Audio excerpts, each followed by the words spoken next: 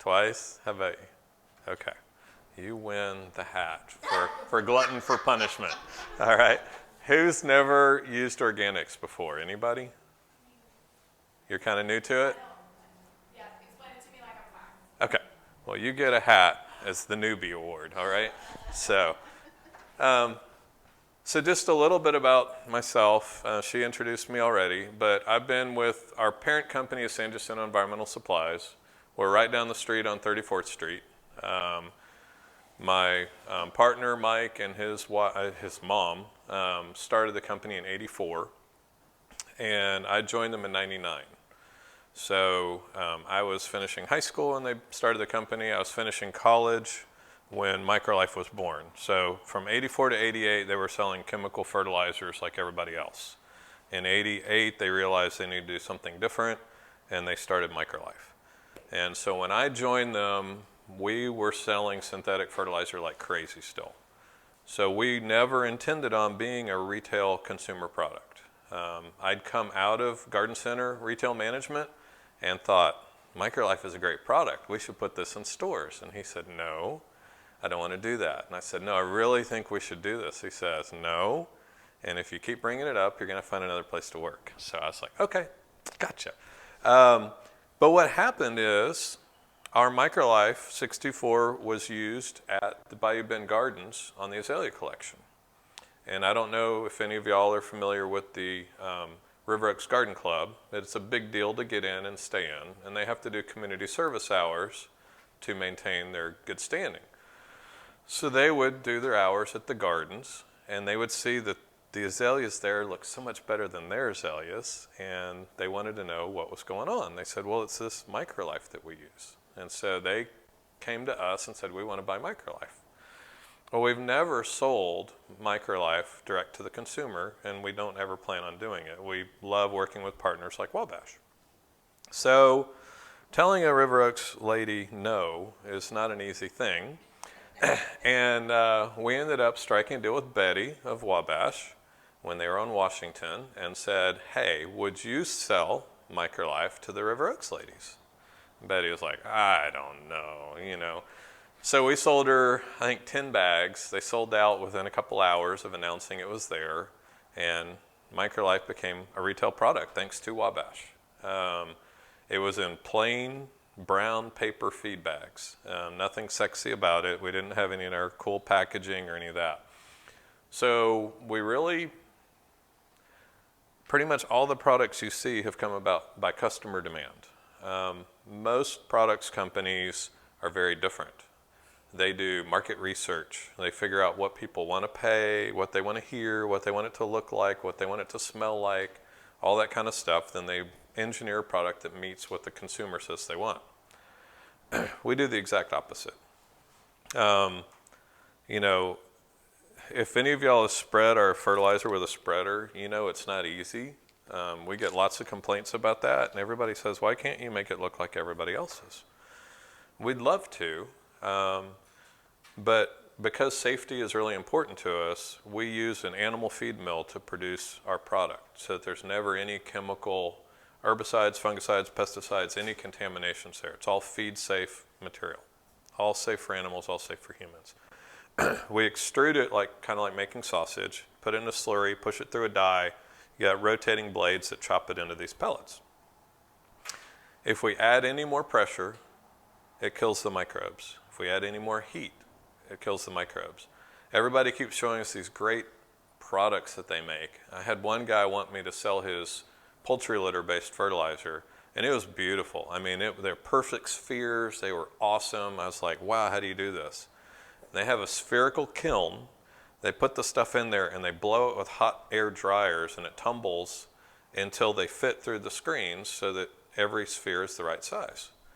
But it's an incredible amount of heat. And he's like showing me how many microbes they supposedly have in there. But if you take that pellet and you put it on soil and wet it, nothing grows off of it. You put ours on soil, get it wet, and you see that white fuzz growing off. So we're one of the few fertilizers that I think has viable organisms in it. Lots of them claim it, but I usually don't see that growth.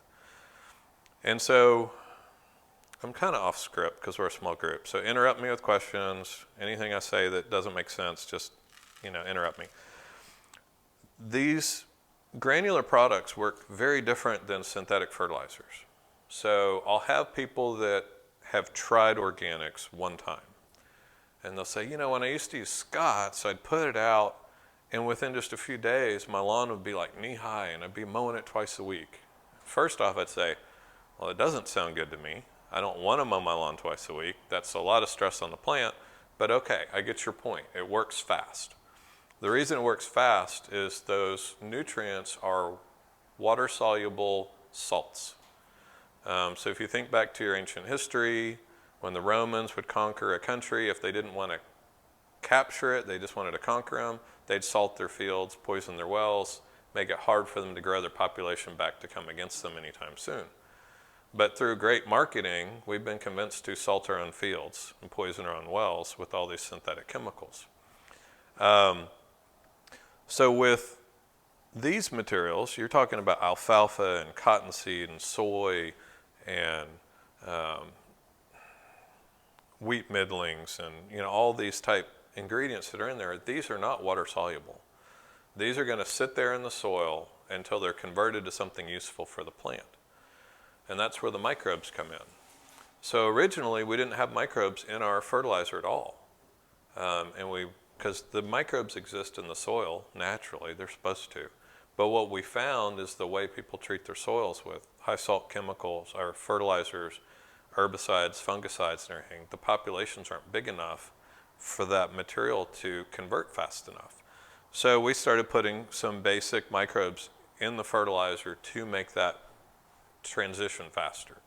So if I put down MicroLife 624, it's probably going to take about 3 weeks for it to get fully active the first time it goes out. Whereas if I put out like a Scott's fertilizer, as soon as it gets wet, it's active. It's immediate. The problem is those salts are hazardous. We've all seen fertilizer burn and we're told it's too much nitrogen. What it really is too much salt. So your salt in your soil should always be lower than the salt in your plant roots so the water flows to the plant. If you invert that and get too much salt in the soil, you desiccate the roots, the water is actually pulled out of the roots into the soil. And so you never want to make that mistake. Kind of like drinking salt water. It's really not good for you. Even in a survival situation, it dehydrates you, it pulls the moisture out of your body. So a lot of times people feel like organics don't work fast. So I've got this little, I keep thinking I'm ADD really bad, so I try to stick to my outline, but one of the things I've talked about a lot recently is unintended consequences. There are a lot of unintended consequences in the landscape. Y'all posted on social media recently a picture of a bee. I don't know if y'all saw that, but it was a very clear unintended consequence. Great marketing over the years has convinced us that when we see spring weeds, clover, and all these things, that we got to put out an herbicide and kill it immediately. But that picture from social media was showing that the bee was out collecting pollen, and some of the earliest pollen producers are things like clover. And so they're going out collecting this pollen that's toxic to them and killing them. And so we're destroying our bee populations because we've succumbed to marketing. Marketing is a powerful thing.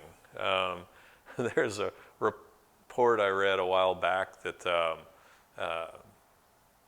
diamond companies were trying to sell more diamonds back in the, 20s, 30s, 40s. And they figured women would want diamonds. But women were very practical back then, and they were like, I'd rather you buy me a toaster than a diamond, right? And so they kept trying to target the women with advertising, and it didn't work. So they targeted the men and convinced men that they needed to buy diamond engagement rings to show the woman her value. And so they created this market for a stone that really only has value because we view it as valuable. Same thing with Lucky Strike cigarettes. They were in a green package back in the day, and they couldn't get women to smoke them. and women didn't see green as a fashionable color, was what their research showed. And so they started having green balls, where they would host these big, huge balls with all the Hollywood elites and social butterflies, and they would all dress in green. And they were trying to get women to smoke these cigarettes. And they ended up using World War II as an excuse to make the package white, which is what market research said would sell more. And when they went to the white packaging, because Lucky Strikes went to war, they started selling more Lucky Strikes to women. So marketing can totally change the way we view things, and they've done a great job of that. I grew up in the Memorial area. We were the poor family over there. But we lived in a nice neighborhood and had a millionaire doctor next door. And everybody, every spring, had clover, buttercups, dandelions. No one treated for it. The kids picked them, took them to mom, did whatever. No one cared. Now, because of marketing pressure, HOAs will fine you or send a contract to clean it out if you don't. So we've turned this thing into something that it's not. These weeds are going to go away on their own when it warms up. They're spring weeds. They like cool weather. Cool weather doesn't last here very long.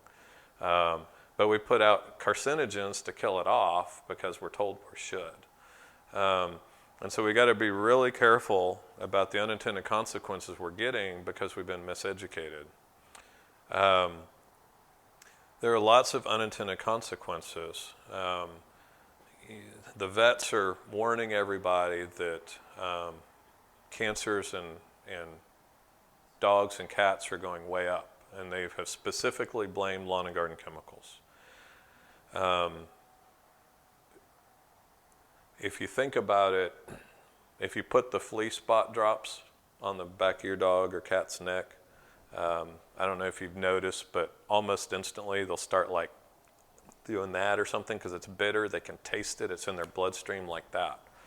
So if the same insecticide that you put on your dog's neck goes immediately into their bloodstream, the one you put on your lawn that gets on their fur coat that they're going to lick when they're running around out in the heat is definitely going in their bloodstream too. So there's lots of unintended consequences. There are also unintended benefits. I've worked with SSC Corporation, which has the contract to maintain the A&M campuses all around the state. And they're under very strict budget situations because they're a private company trying to make a profit on a contract that A&M kind of got the better deal on. And they try to use my products where they can, but they can't afford it all the time. So what they do is they use the crappy products and then come back and fix problems with my products. I've got a lot of commercial contractors that do that. They cause the problem, they fix it with mine. I'm like, if you just started with mine, you wouldn't have to fix the problem, but you're the professional, I'll let you do what you want to do. But they had they have a couple ladies that specialize just in seasonal color. Because if you ever go to A&M's campus, they'll have these big showy displays of seasonal color, like A&M, logo blocked out in flowers and things like that. And so they'll spend a lot of money trying to make it look perfect. And they were having tons of problems with spider mites in their annual color. And if you've ever chased spider mites, it's a tough battle. They had got some super seaweed from us, and one of the ladies started taking the super seaweed out and spraying her color with it, just trying to boost them and help them overcome the stress from the pest. And the pest went away. Now, super seaweed's not an insecticide. I'm not going to claim that it is. And I don't know what drove the spider mites away, but it was an unexpected benefit. She was just trying to boost their nutrition, and the pest went away. So there are unintended consequences of choices we make, and there are unexpected benefits of doing things the healthier way. I compare things a lot to human health because human health and plant health and soil health are all tied. A lot of people have a hard time making that connection, but you figure your nutrition is coming from plants. The plant's nutrition is coming from the soil. So you say, well, I don't eat that many vegetables. Well, if you don't eat that many vegetables, you're eating a lot of animal proteins, and they're getting their food from the plants that came from the soil. So all the energy starts in the sun, comes down here, gets converted into something useful by plants and algae and things like that that photosynthesize, and then the insects and the carnivores and omnivores take advantage of this that they've created. So taking care of the soil is really key. And one of the things I always try to talk to people about is resiliency. Using organic programs, you can have very resilient soils and crops. I'm not going to promise perfection. I'm not going to tell you if you use MicroLife you won't get spider mites. I'm not going to tell you if you use MicroLife you won't get sod webworms. I'm not going to tell you you won't get brown patch, because you will. There's a good chance you will. Just like if you go to a doctor and he says, hey, you pay me $100 a visit, you buy these supplements, you're never going to get sick again, you're going to live a long time. You need to run from that quack, okay? Because we all are going to get exposed to disease. We're all going to get exposed to unexpected injuries and things. It's the resiliency that you can control.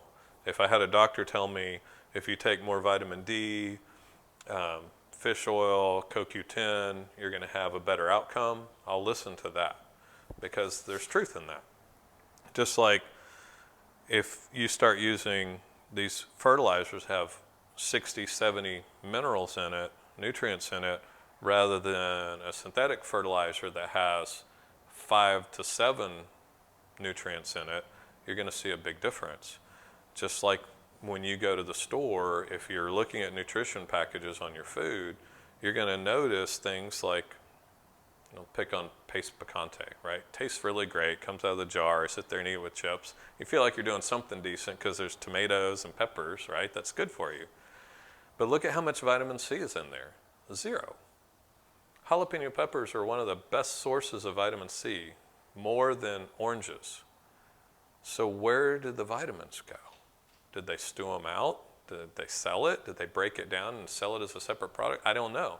But there should be vitamin C in there if you got peppers and tomatoes. So you always want to read nutrition labels.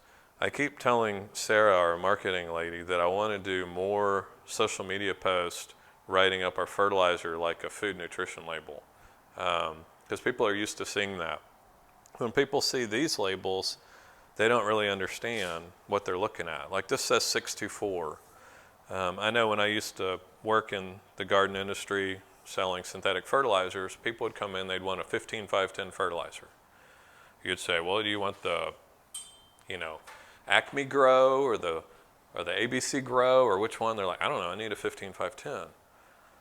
So I think a lot of people don't even understand what makes the numbers in the fertilizer. So a lot of you all are veterans, but I'll cover it for everybody just in case. So those are percentage numbers. That's percent of a single nutrient in the package. And so when you're looking at our 624, that first number is nitrogen. So 6% of the package is nitrogen. 2% is phosphorus, and 4% is potash or potassium. And then there's also 2% iron, and then a bunch of trace minerals. So 624. Well, compared to a 15-5-10, it's weak, right? It's not as strong. So people will go, I want something with more powerful nitrogen. I'm going to buy this 20-05. Well, it's not really more powerful. It's just more. So what it means is you have to put out more fertilizer. If the industry standard for fertilizer rates, when they tell you how much to put out, is putting out 1 pound of nitrogen over 1,000 square foot of soil. So by that rule, my 6% nitrogen fertilizer is going to cover a little less than half of a 15% nitrogen. So you have to put out twice as much material to get the same amount of nitrogen over the square footage.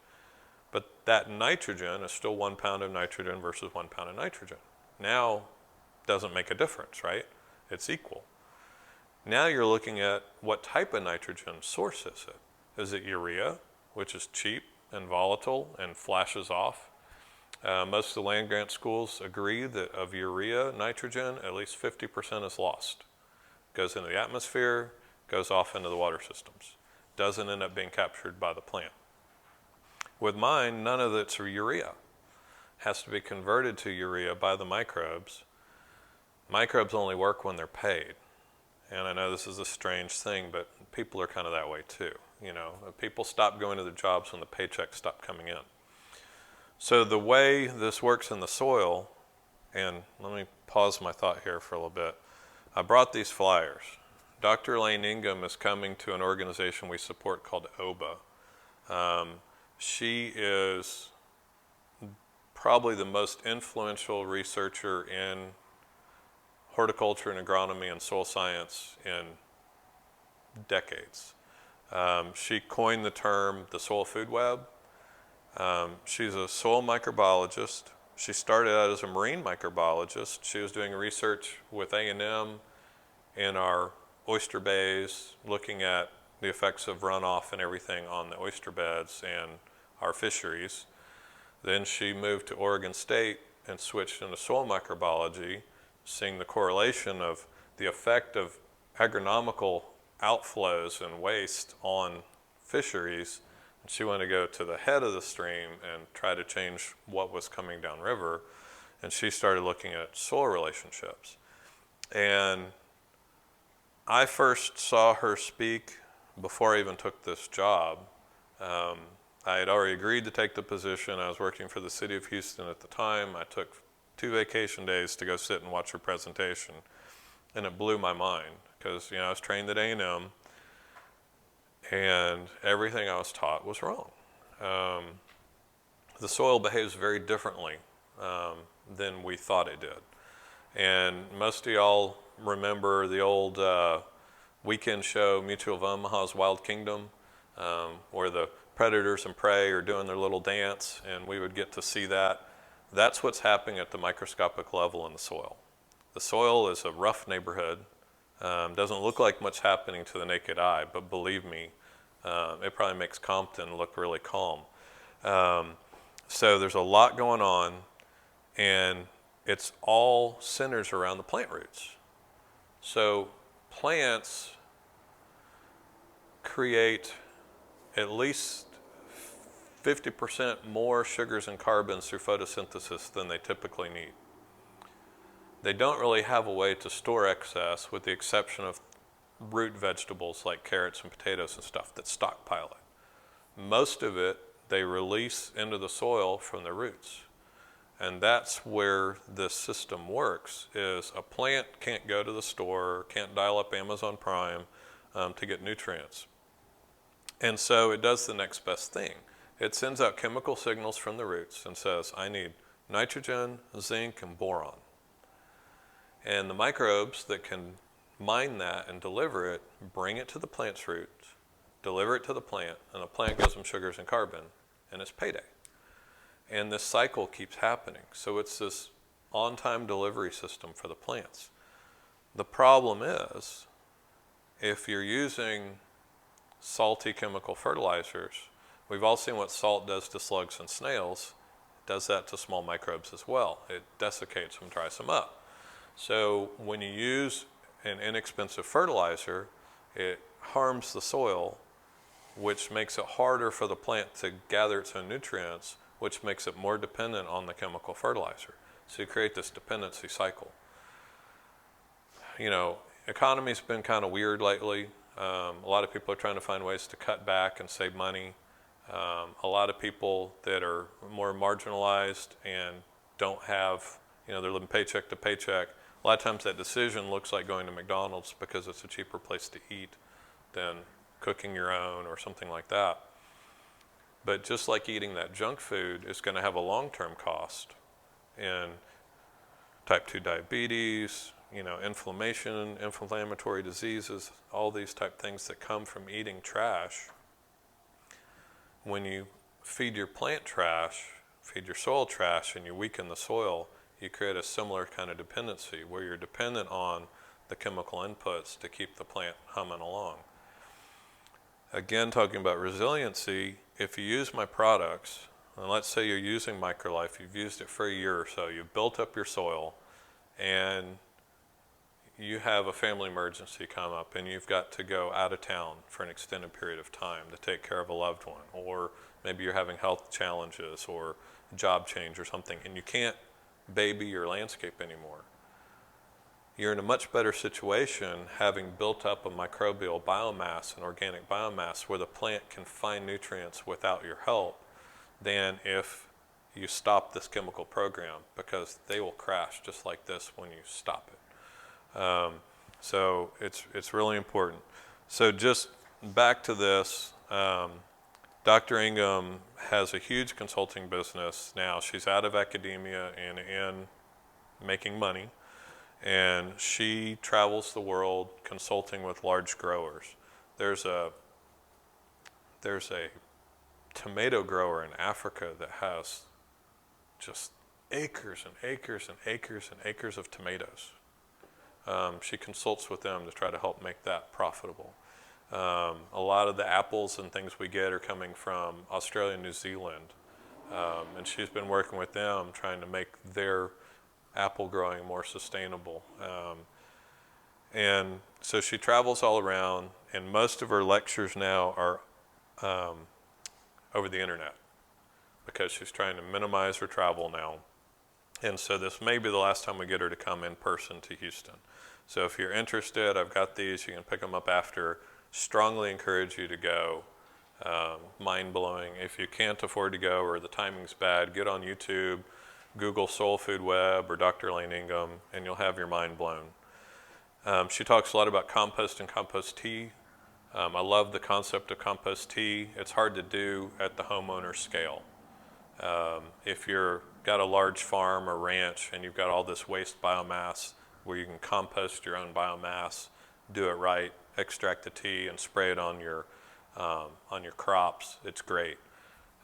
Buying commercial compost tea is a little tough. I know some places will brew some overnight, make it available on a Saturday or something, but it takes 24 hours to brew it properly, and you've got less than 24 hours to put it out once it's brewed, so the microbes are still alive and viable. And if you use the wrong type of spray equipment, you may kill them going through the sprayer. So talk a lot about compost tea, but she can talk a lot about just how the biology works. So there are a lot of myths about organics. I talked about it taking too slow. And I talked about how it can take about 3 weeks or so for this to respond. We're going to talk a lot about the liquids today because you'll have a great opportunity to buy them very cheaply. And the liquids flip the switch on what I said about not being plant available. So these liquid nutrients are plant ready right now. And you can spray them on the foliage. Morning is best. The stomates are opening, the plant is respirating, enjoying the cool of the day and the dew, and it'll go directly into the sap stream. And it'll generally be consumed in about 2 weeks. So where a granule is going to last you, 3 months or so of continuous feeding, the liquids are going to go in instantly and they're going to burn through pretty quick. So some people say, I just want to do an all liquid program. I don't recommend that because you really need to invest in the soil. There are people that grow hydroponically that can do that, where they don't really care about the soil. The soil is just a rooting medium, and that's a different animal. And it's not really my area of expertise. I tried to learn it because we have a lot of cannabis growers that grow hydroponically that like to use our stuff, and I'm trying to learn their industry, but I'm just a soil guy. That's where I live, and I don't want to go too off into the weeds trying to figure that out. So I'll talk, so let's say you've got an event coming up and you want it to look really nice. You want your grass to look deep green. You want all your landscape to look nice. You mentioned earlier your citrus tree, your apple tree, the leaves look a little off color. So liquids are the fastest way to fix that. But you still want to put the granular product down. So I'll have people come to me and say, my grass doesn't look good. I really want to turn around quickly. What do I do? First step on I want to fix this, kind of like in human health, you usually start with an elimination of foods that we know aren't good for you and some type of detox. Your detox for your soil is your Humate Plus. put this out as heavy as you can stand it or afford to. The label rate is like 5 to 10 pounds per 1,000 square feet. You can go as heavy as you want. I've got a really high-end landscape company in Dallas area that's they take care of the equivalent of River Oaks type properties, and they're all organic. And so they install things organically and they maintain things organically. If you wanted to hire them to do your maintenance organically, first thing they're going to do is put out Humate Plus at 60 pounds per 1,000 square feet. I get it for free, and I don't even put it out at 60 pounds per 1,000 square feet. But they said what they found is they just don't have the callbacks. They don't have the complaints. They don't have the problems. If they invest in the soil right up front, that it just makes everything go easier. So if you're just not happy, maybe you moved into a new property, anything like that, put the Humate Plus out as heavy as you can stand it, and let's get that soil functioning. Then the next thing I would do is put out food, something like the multi-purpose, depending on the crop. And if it's a green crop like trees and green shrubs, I would use Ocean Harvest, this blue one. And it's a 423, and so it is nitrogen focused but complete. And you will see green up during the growing season, usually within about 3 or 4 days. So it'll be more equal to like using a synthetic fertilizer without the harm and hazards. So the nice thing about that is it goes in, starts work right away. It's going to fade out about 2 weeks. About that time, your granular fertilizer is starting to become fully available for the plant, and so there's no real drop off in nutrients. So when you think about feeding plants, think about feeding yourself. The old story on azaleas, for instance, was when they're done blooming, which is about now, you prune them, you clean out the bed, you fertilize them, and then you don't even look at them again until they bloom the next year. And that's great advice if you're using synthetic fertilizers. Because again, with synthetic fertilizers, you put it out, and whatever you put out goes into that sap stream. With azaleas, they spend a long time in their bloom cycle. And if you interrupt them with too much nitrogen or something, they could go, oh, okay, I'm supposed to grow leaves and shoots. I'm going to shut down the bloom production. And then you don't have a good blooming. But what that really does is stress the plant. Imagine if someone gave you unlimited, best food possible, but you only got to eat it once a year. You wouldn't be healthy or happy. And that's the way those azaleas were. And so then when the lace bugs come out of the oak trees and start feeding on them and all these things that happen to azaleas, they just look crummy. And a lot of people gave up on azaleas because they're so high maintenance. Really, azaleas can be very low maintenance. We had azaleas at the house I grew up in. The house was built in '68. They were one of the old school, I can't remember, Formosas, I believe. And, yeah, well, some of the old varieties. And they were on the north side of the house, and they were on the wall of my parents' bedroom, so they had one of those high windows. And so we let them grow tall, and we just, when they were finished blooming, we just pruned them so they'd stay below the windows. Never covered them in a freeze. Never really fertilized them. And we didn't water them unless their leaves were hanging. And those things lasted without any problems for decades. For all I know, they're still there. We sold the house a while back. Boxwoods. Boxwoods are a big problem area. Once they're rooted in and established, they don't need much water. They get overwatered, they get root rot, and they collapse. I moved into my house 14 years ago. The whole south side of the foundation is boxwoods. I would not have chosen that because I know they're high maintenance. But again, I ignore them. I don't have an irrigation system. They don't get watered. Even during the drought, I didn't water them. I watered my lawn. They got some free water out of that, but I never went out and watered them. And they do great. Freeze didn't bother them. New growth on the tips, got frost damage, but all the mature growth was fine. So a little pruning. I haven't pruned them yet because I always wait till I know I'm out of the frost range. So I usually use St. Patrick's Day as my guide. We're here, it's colder than normal, but now's a good time to prune them. So a lot of these plants that we consider high maintenance are really just poorly cared for. Overwatering is the number one problem we have in Houston. Our soils are very heavy, very dense, and we think roots should grow really deep, and they should, but even though plants don't breathe oxygen, for cell division, cells require oxygen. And so to grow roots, at the root tip, you need oxygen for cell division to continue for future growth.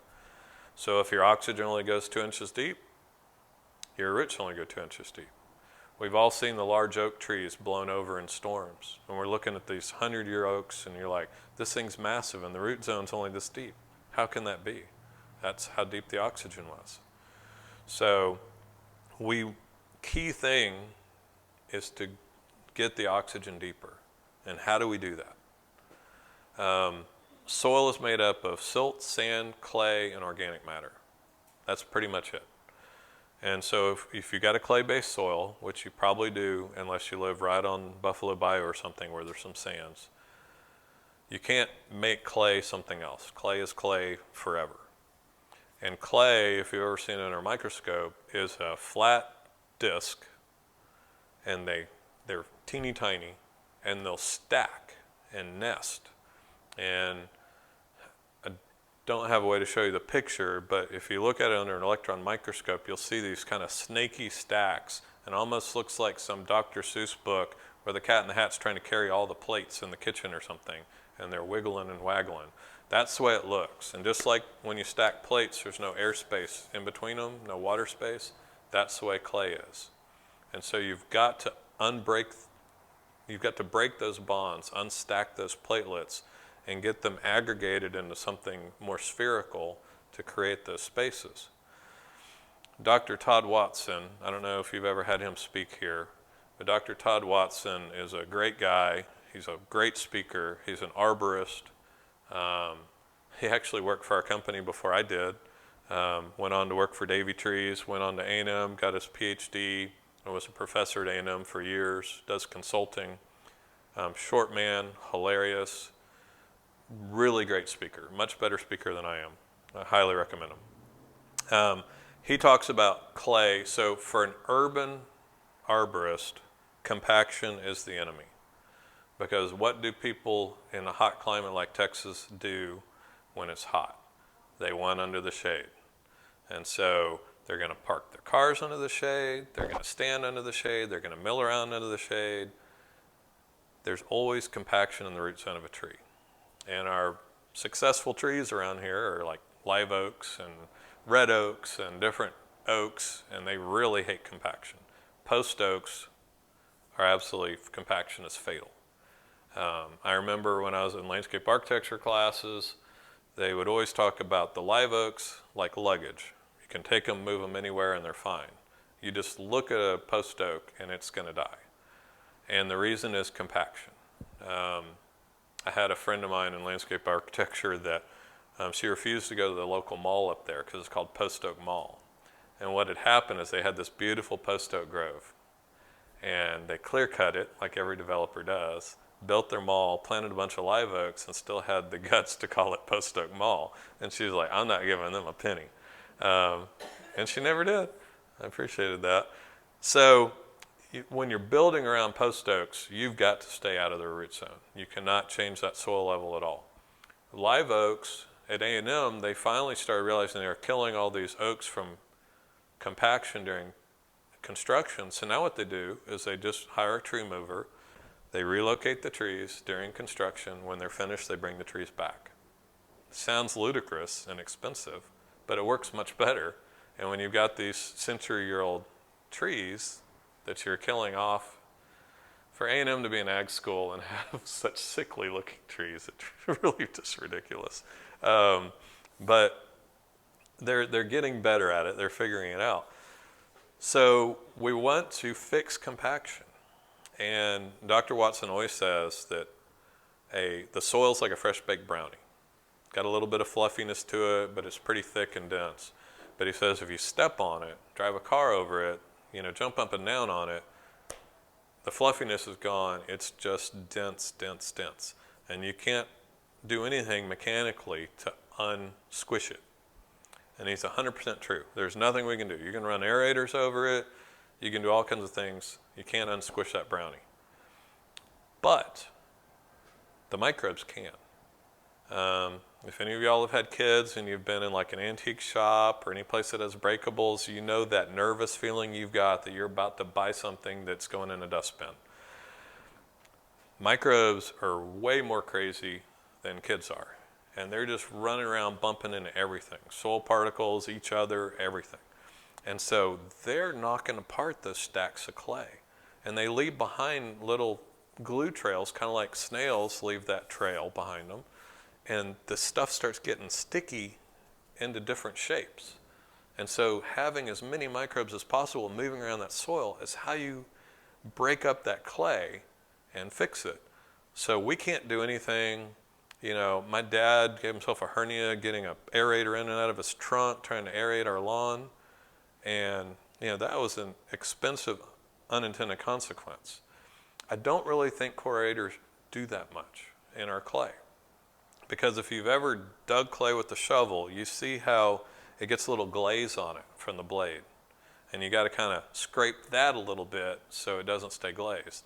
Well, imagine this heavy aerator going down the lawn with these little sharp things punching holes in it. Those are getting glazed. So now you've got glazed holes in the soil that still don't let oxygen in. So I don't think it's worth the cost of renting the aerator or paying for this service. It's a debate that people have been having for years. I think it does serve some purpose, but I think if you spent the same amount of money on just compost and Humate Plus, you'll get a better outcome. So we want to improve that soil. We want to open up the root zone. We want to get things deeper. So all these granular products have a yucca wetting agent in it. And yucca is in there as a powder. It gets wet. It turns into kind of a gel or liquid, and it lubricates the soil particles. And that's great because then for about 2 weeks, about how long it lasts, water can move through it in and out both ways. Oxygen can move through it. The microbes can move through it. The nutrients can move through it. So what we're doing is every time we do that, we're trying to deepen that soil just a little bit, and get that soil deeper. So irrigation systems are common and normal now.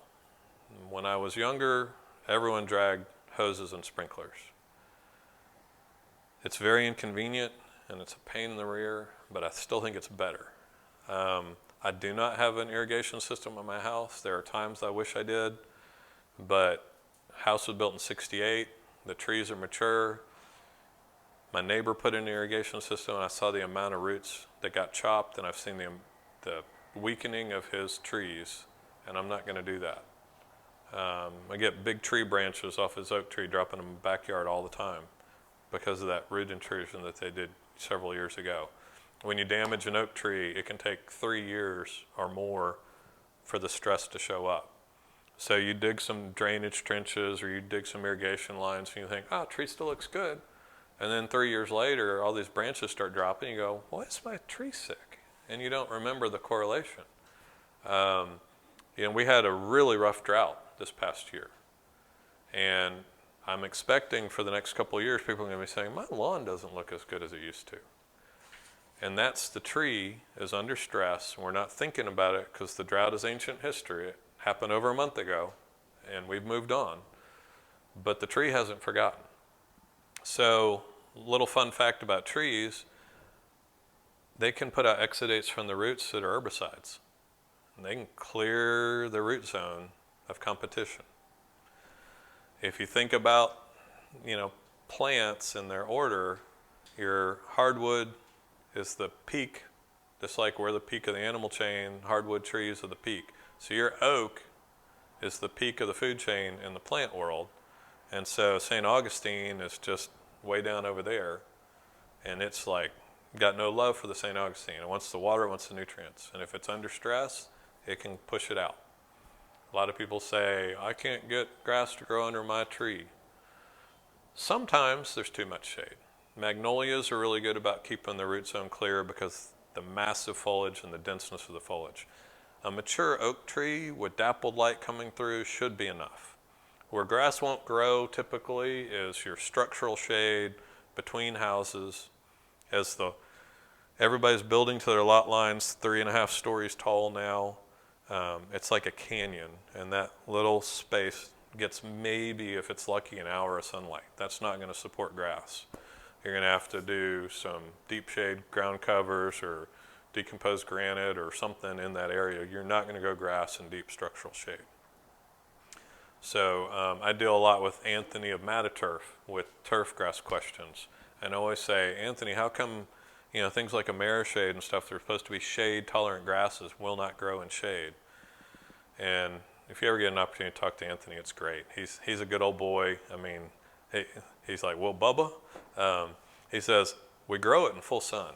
It's a shade tolerant plant, but it's grown in full sun. You take it from full sun, you cut its roots off, you stack it on a pallet, you drive it across country, it sits on the pallet waiting for the landscaper to install it, and then you put it in deep shade. What do you expect to happen? It's not going to do well. So grass blades, leaves, or solar panels. So if you've got solar panels on your roof and you got a tree canopy going over it, some of that roof isn't getting light and isn't being functional. If you've got grass in shade, it's not getting enough light. If you're cutting it like a golf course short, it's not getting as much because you've cut that solar panel in half. St. Augustine is, everybody loves to hate St. Augustine, but I still think for this marketplace it is the superior grass. If it's mowed high, kept thick, it's the least weedy, most drought tolerant, and when I say that, I'll come back to that, and easiest to maintain.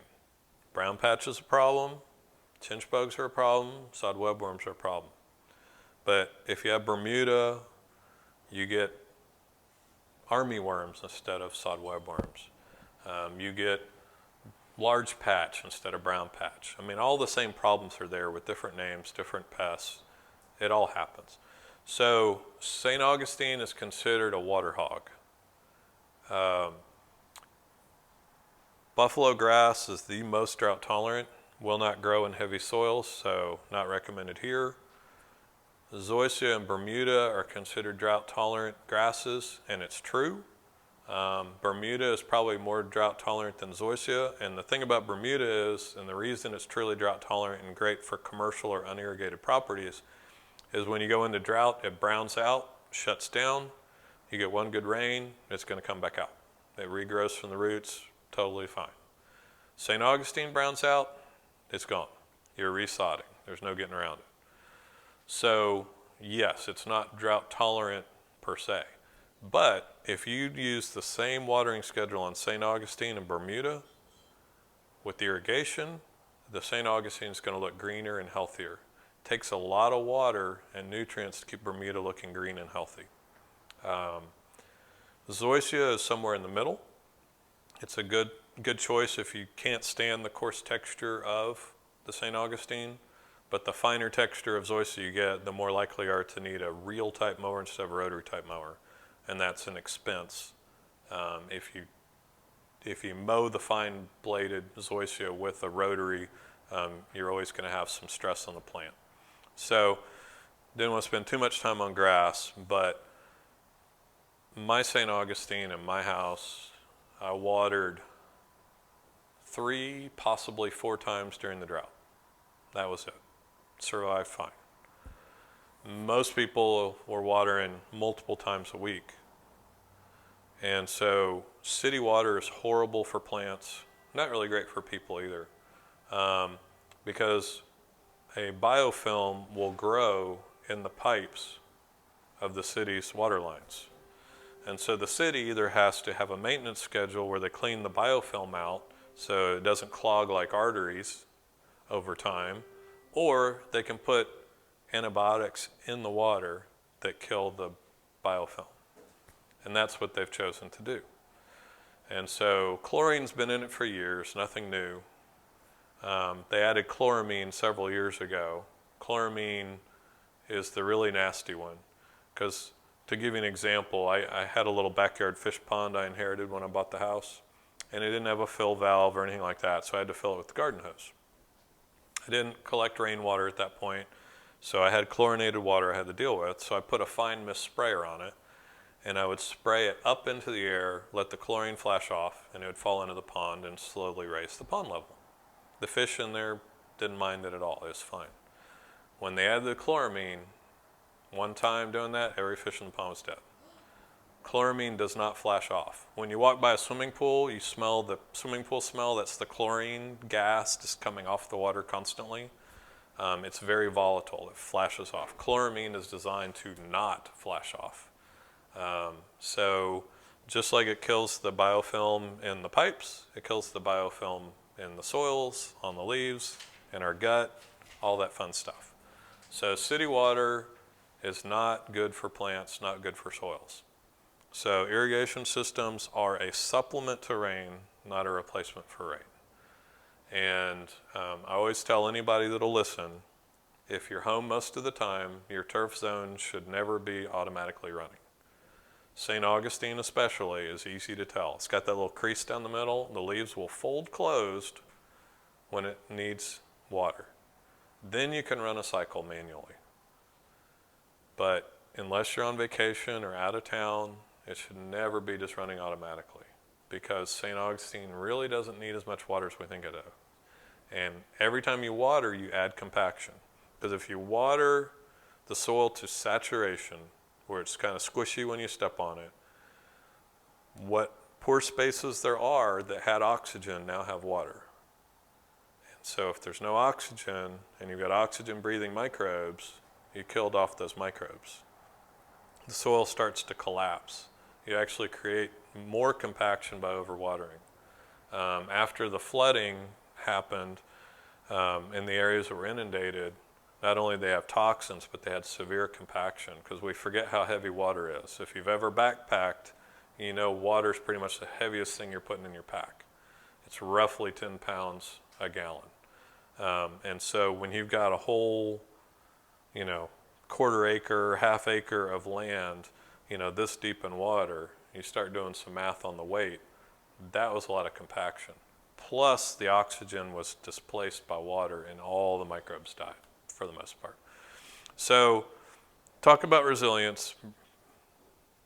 I'm not going to focus too much on brown patch this time of year, but let's just say if you don't overwater, you shouldn't have brown patch.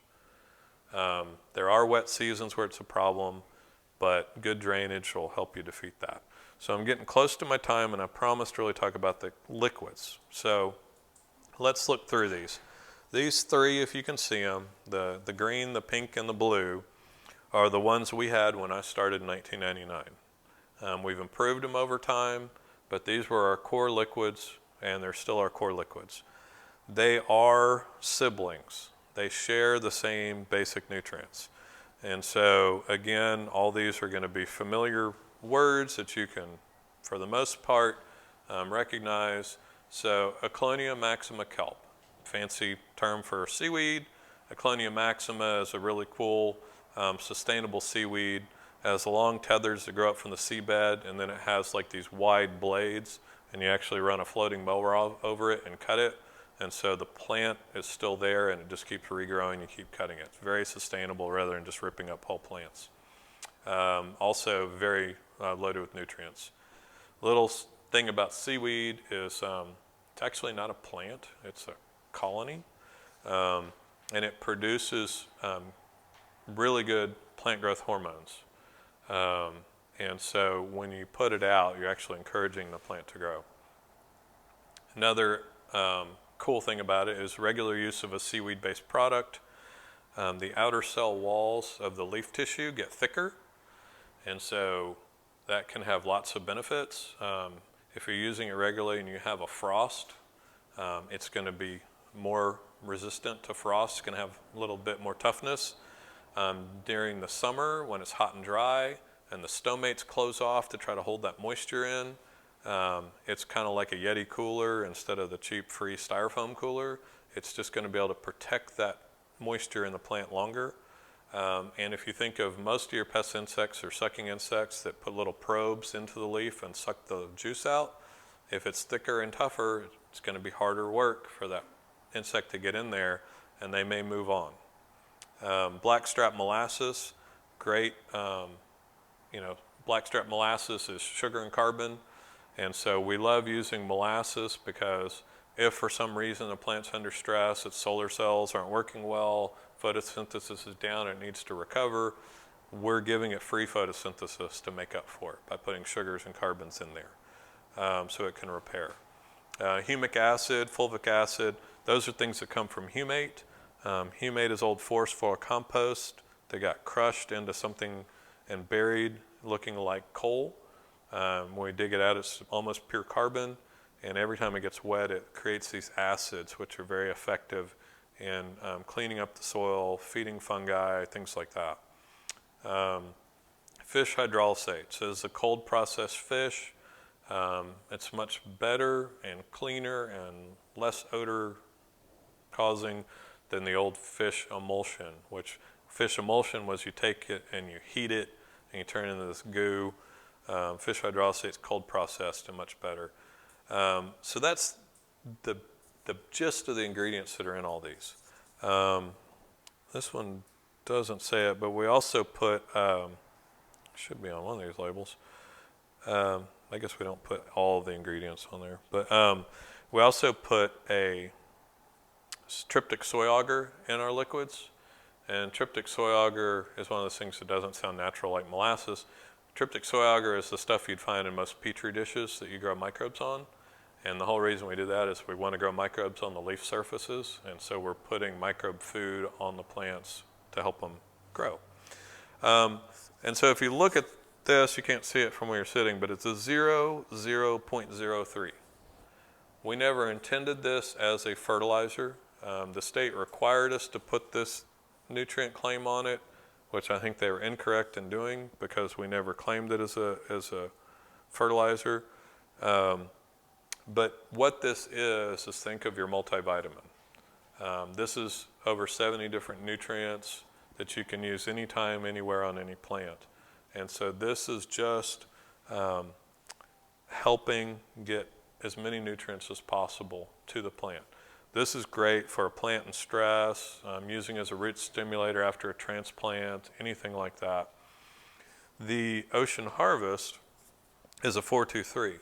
Same basic ingredients, but much more concentrated. And this one is focused for greening and growing. And so grass, trees, shrubs, herbs, leafy vegetables, anything like that. Now I will say on leafy vegetables,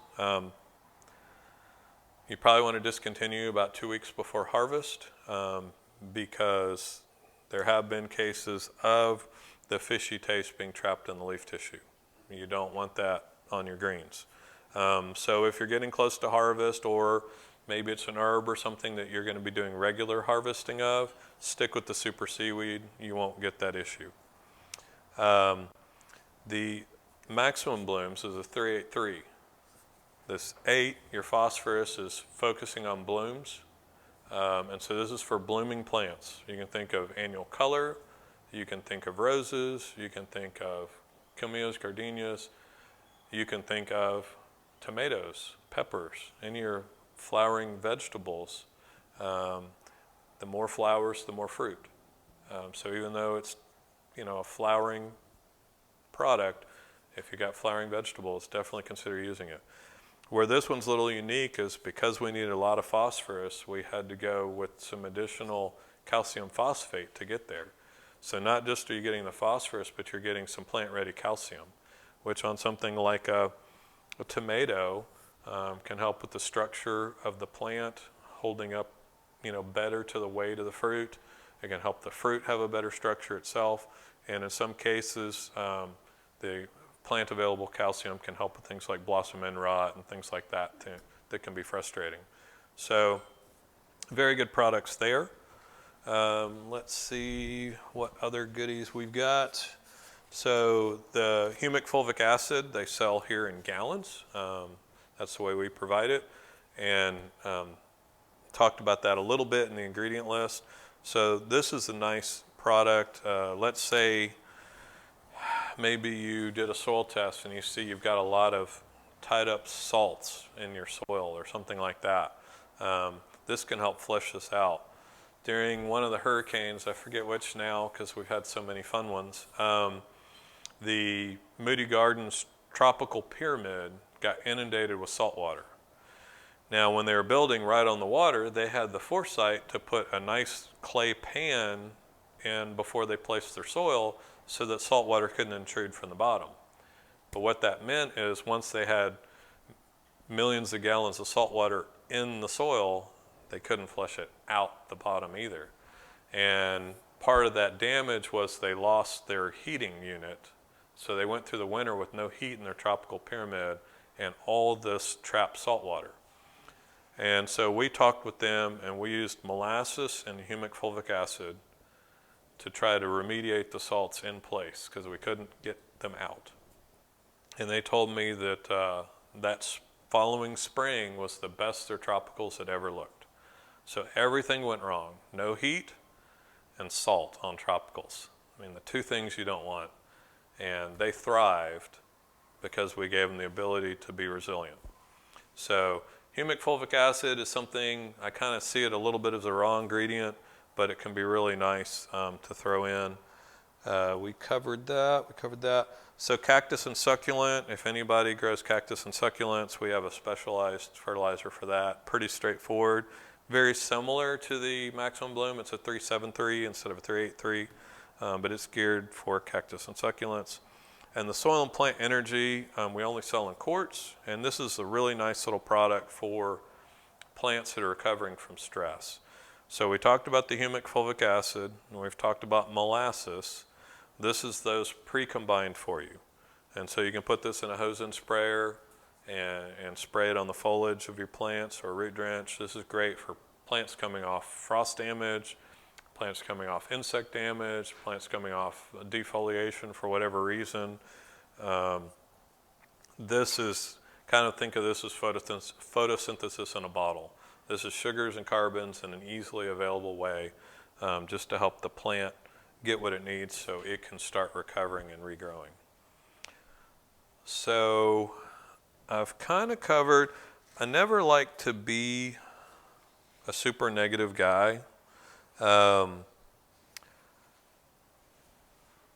I worked for the city of Houston, one of the unfortunate tasks that was included in my job was rodent inspections.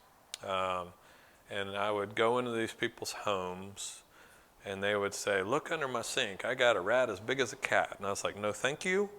But you would look around and there were openings in the structure that allowed them to come and go.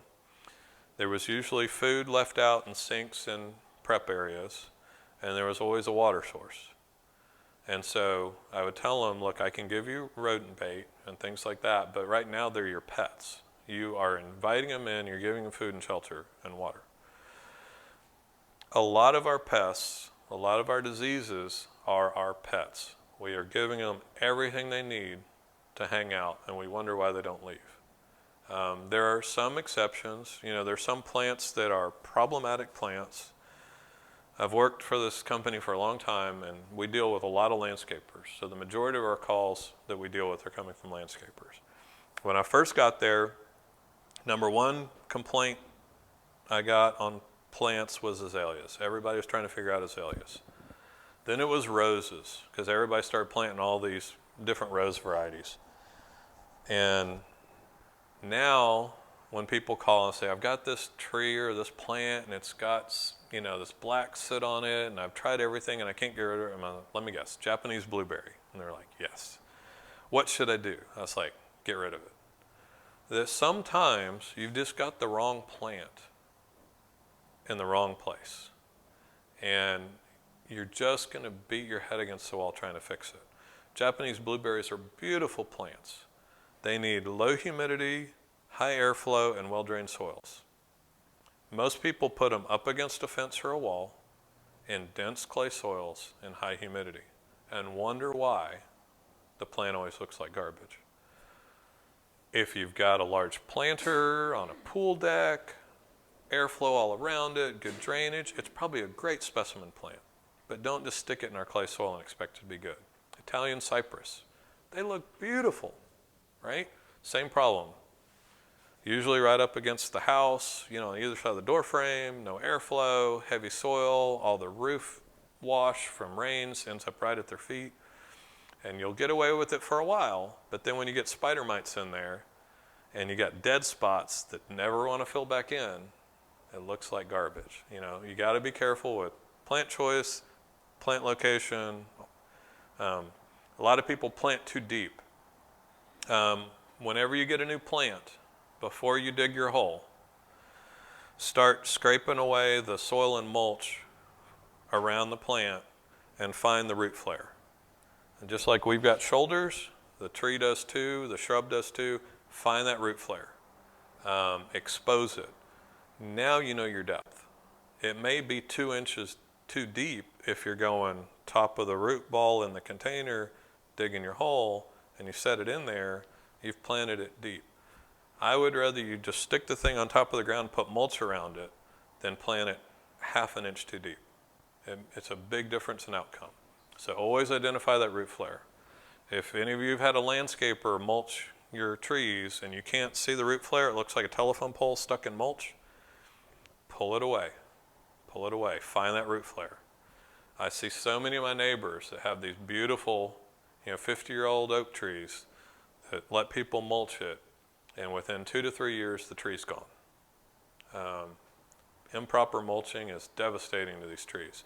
Everything above that flare is supposed to stay dry, and you enter all kinds of opportunistic pests and diseases by putting that mulch and moisture around that trunk.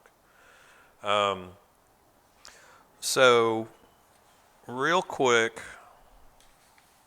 like I said, I don't like being negative, but I don't even have it. I have my little scare sheet here, and I can't find it.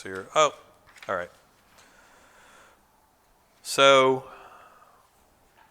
100% of Americans right now are contaminated with at least 13 pesticides. If we were to check your urine and your bloodstream, you're contaminated. Even if you're in an all-organic house, you've been somewhere where they've used them, and you're exposed. It's in your food, it's in everything. 69,000 children are poisoned by lawn and garden chemicals every year. And this stat said there are 20,000 deaths from lawn and garden chemicals every year. But to this day, I've not found one case of anyone ever being killed by dollar weed or clover. So you really got to balance out these thoughts. Why are we putting this stuff out? Is it really necessary? Weed and feed is the absolute worst possible thing you could do. Don't let anybody do it to you. If you've done it, I forgive you. Put out Humate Plus and sin no more. Herbicides can't tell the difference between grass and weeds. And so it's a lethal dose game with this herbicide. And so your St. Augustine or Bermuda are more tolerant to this particular poison than your target weeds. But you're still poisoning a healthy lawn. Let's say you've got 30% weed coverage, which is a really heavy percentage. You're still poisoning 70% of a healthy lawn to get to that 30%. Makes no sense. Atrazine's a known carcinogen. It's known to get in our drinking water. When you get your water report from your water supplier every year that's required by law, atrazine is one of the things they test for. So they're spending money trying to fix something that shouldn't have been released into the public in the first place. And it's incredibly toxic to trees and shrubs. If you ever read a weed and feed label, it'll tell you not to put it in the root zone of trees or shrubs. Well, everybody's got a tree in their grass, so I don't know how it's even legal to sell it because 99% of the time it's put out as in violation of the federal label, which shouldn't happen. So, if you're not able to tolerate weeds, y'all probably have some selective herbicides. I prefer Agrelon, which is a powder that goes on the leaf, the broadleaf weed. It needs to be about 75 degrees outside, so you got to wait a little bit for it to warm back up. You get the weeds damp, you shake it on like you're seasoning a steak, no rain, no irrigation for 24 hours, it'll be black and dead the next morning. It works really well, doesn't affect the St. Augustine or Bermuda. If you want to go to something synthetic, get a selective herbicide in a trigger bottle, because everybody hates squeezing the trigger. You get tired of it. You're going to use less. You're only going to put it where you have to. Only treat the weeds. Only treat the weeds. Treating healthy grass with an herbicide is ridiculous. I mean, that's like if my neighbor had a disease and I started taking the antibiotic to fight it because he had it and I don't want to get it, it doesn't make sense. It just weakens my system and makes me more susceptible to get something. So, try to start thinking about your lawn, garden, and soils like you think about yourself. If you looked at the budget of a typical like HOA or something like that, got my stats in here somewhere. They spend, did I take it out? I don't have it in this one. Oh, there it is. Typically, their pesticide budget, meaning herbicides, pesticides, fungicides, is 10 times their fertilizer budget. So correlate that to humans. You go to a doctor, he says, I got a plan for you. You're going to spend 10 times more on your pharmaceuticals than you're going to spend on your food. You're going to want to find a different doctor, I would hope. So, think about these things. Spend the money on the food. If it's not my fertilizer, just make sure it's good. Wabash has a great selection. If we don't have a product that meets it, they're going to have another organic brand that does. I think we have the best line of fertilizers out there. I'm partial because I know them intimately, but I know we've got people from all over the country trying to buy it. And we can't service them. We got people from New York, Long Island, Oregon, Washington, Alaska. Everybody's wanting to buy our products. Well, we're registered in the state of Texas. We sell into the state of Texas. So y'all are lucky. You live in the right place. But there are people all over the world that want this stuff and they can't get it. And hopefully we'll fix that over time. But we're a small business. There's 10 employees in the entire company. And we work our butts off to try to make the best fertilizer for y'all. And that's pretty much it. So I've exhausted my time, but I'm willing to answer questions as long as y'all got them. Yes? Yes.